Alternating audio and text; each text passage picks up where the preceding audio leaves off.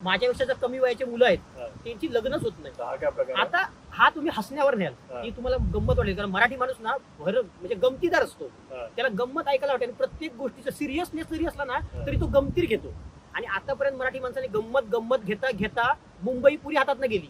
जी एवढीशी राहिली आहे ना ती पण जाणार. लिहून ठेवा मी काय सांगतो ती, कारण माझा जन्म मुंबईचा वडाळ्याचा. मी काय सांगतो ते लिहून ठेवा. मुंबई एवढी राहिली ना ती पण निघून जाणार. त्याला तुम्ही काय थांबू शकत नाही, कारण ते तुमच्यात ते गट्स नाही. समजलं? राग म्हणू नका, पण नाहीच ते दिसतात आम्हाला. आम्ही आता मुंबईत येतो ना, बघतो आम्ही काय होतं ते. दुसरा विषय काय आहे की जे पोरं आहेत ना त्यांना इकडची त्यांचे आई वडील, मुलींचे आई वडील काय सांगतात, मुलगा जर गावात कोकणात काम करणार असेल ना त्याला आम्ही मुलगी देणार नाही. मग तिकडे गटार साफ कर. कुठे? मुंबईत जाऊन 15,000 असले तरी चालतील, पण गटार साफ कर तरी चालेल. आमचा जावई मुंबईला राहतो असं.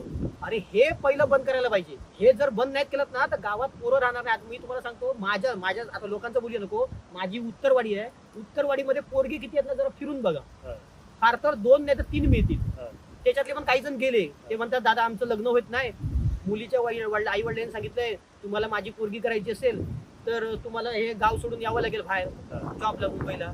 अरे पण जॉबला यावं लागेल तुम्हाला. आणि कायदे करून माहिती आहे तुमच्या माहितीसारखे. मी लोडामध्ये कामाला होतो, मंगलप्रभात लोढा मंत्री. त्यांच्या कंपनीमध्ये कामाला होतो मी. जरी तुम्हाला 1.5 आणि 2 लाख रुपये जरी पगार असला ना, मी राहतोय पगार घेऊन, कधी तुमच्या लात मारतील ना सांगता येत नाही. कारण त्याचे करारनामे असतात, बॉन्ड पेपर असतात केलेले की अमुक एवढी वर्ष तुम्ही राहणार. त्याच्यामध्ये तुमच्या हातून काय चुका झाल्या, काय झालं समजा, टर्म्स अँड कंडिशन काय म्हणतात ना, टर्म्स अँड कंडिशन ते सगळे लिहिलेले असतात. ते तुम्ही बारीक कधी वाचत नाही. सिग्नेचर मारायचे मारत जाता.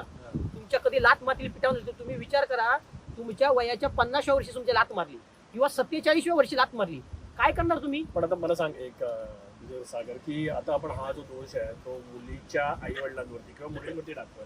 तर मुलींना लग्न नाही करायचंय गावातल्या मुलांशी. तो इथे एवढे चांगलं निसर्ग सौंदर्य आहे, इकडे पण बरेचसे जॉब ऑप्शन्स क्रिएट होऊ शकतात, बिझनेस ऑप्शन क्रिएट होऊ शकतात. सगळेजण म्हणतात अरे कोकण म्हणजे स्वर्ग आहे, तर त्याच्यामध्ये एवढे सगळे म्हणजे इथे राहून बरेचसे धंदे करता येऊ शकतात. मग असं असताना मुलींना ते दिसत का नाही की धंदे आहेत की नाही आहेत? काय आहे? मुलींना आपण दोष देतोय, पण त्यांचं पण काहीतरी साईड असेल ना.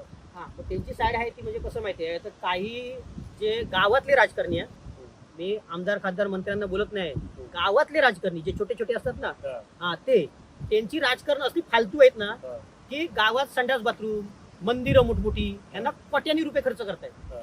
पण बाबा मी एकदा असं बोललो होतो बऱ्याच जणांना की अरे नवीन पिढीच्या उदरनिर्वाह निर्माण होण्यासाठी एक जास्त नको, एक 15-20 हजार मंथली एवढं काहीतरी निर्माण होण्यासाठी काय त्याच्यासाठी राजकारण करा. ते कसं होईल ह्याच्यासाठी डोकं चालवा. संपूर्ण व्हिडिओ पाहण्यासाठी प्रगत लोके टॉक्सच्या YouTube चॅनेलला व्हिजिट करा.